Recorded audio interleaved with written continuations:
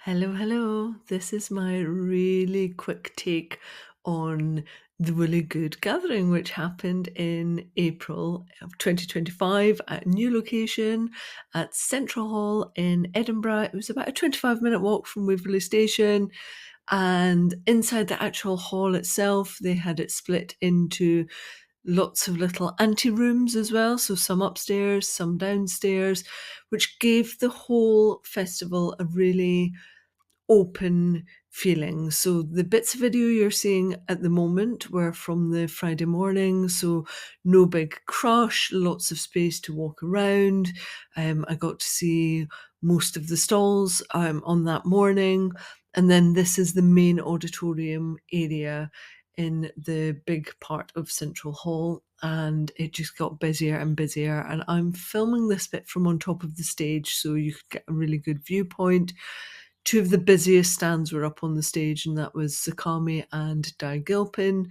In total, I think they had about 35 different vendors there, so a really lovely mix and not too many. And at no point for me did it feel like it was too busy, there was too much of a crush. There was also none of that like knitterati rubbish going on with it either, which was really nice. It just felt very chilled out.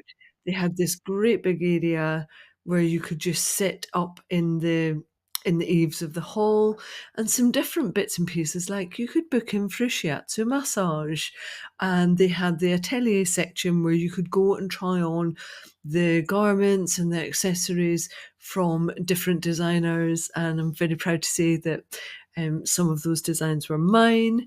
But this is a space where you could come and chill out and just sit and craft with your friends. You could bring food up here and beverages up here, but they also had a separate little room upstairs as a proper quiet zone where you could really get away from the crowds.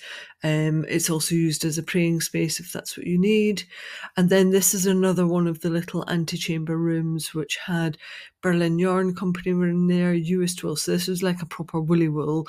And I'll show you why. Look, if you turn around, there's Johnny waving from Garthenor. So just really lovely that it wasn't all just in one space, which helped, I think, to keep a lid on some of the volume. Also, Jameson's had come down from Shetland. I avoided that wall of colour because I would have fallen deeply into that and spent a lot of money. And you've got Grace from Beyond Measure with beautiful accessories and bits and pieces for crafting. So, properly good mix. And things like the Journal of Scottish Yarn were in there as well, showing off their wares for each of the journals. Like a really good mix of different vendors.